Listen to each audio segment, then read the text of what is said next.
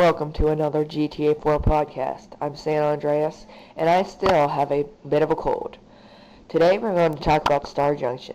Star Junction is a neighborhood in the borough of Algonquin in GTA4. Its real-life archetype is Times Square in New York. Although Times Square is much more populated, while Star Junction is almost deserted at all times. Star Junction is bordered by Meadow Park to the north and Triangle to the south. Westminster, Meat Quarter, and Purgatory neighborhoods are in its western borders, while Hampton Gardens, Lancet, and Easton sits on its eastern borders. Its bright lights and buildings gleam in the night, which make it a great place for nightlife.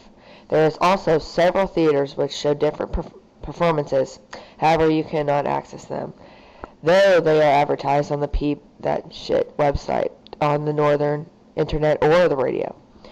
Places of interest. BAWSAQ's main office is on Cunzenite Street.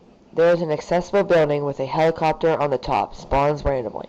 The building is adorned with a Me TV sign, and it is windows cleaner lift on the north side. A flying rat is also up there. A famous LCPD substation is located right in the middle of Star Junction. Liberty City's greatest comedy club, Split Sides, hosts comedy acts with the top British comedian Ricky Gervais and crazy black comedian Cat Williams, nicknamed the Pimp by introduction narrators. The transport in there is nearby subway stations on Frankfurt Avenue, LTA, and Easton. Restaurants and bars. There's the 60s Diner, Burger Shot, Clock and Bell, and Superstar Cafe, though not on the map, even though it's not on the map. The next we're going to talk about is the Taxi.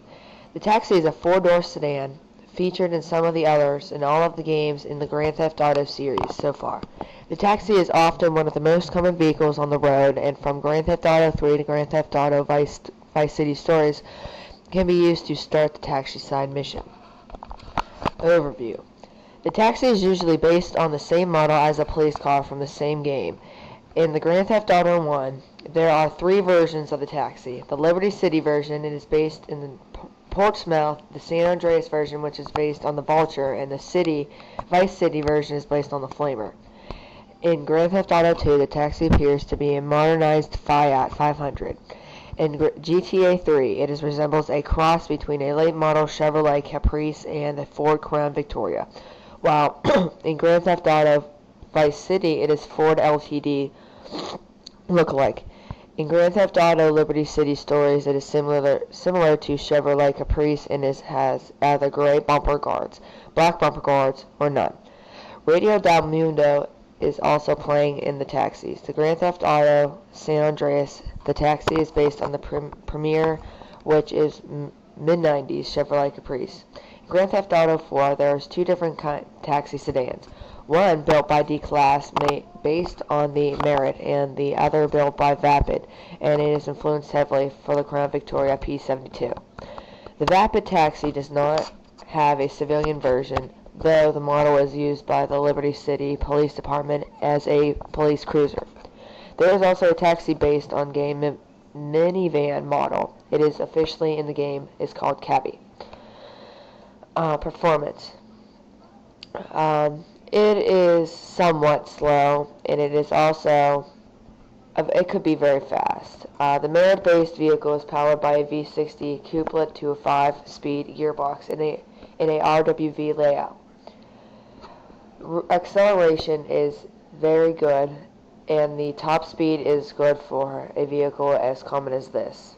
It still is very slow. The brakes have been upgraded over the civilian model and requires a short stopping distance.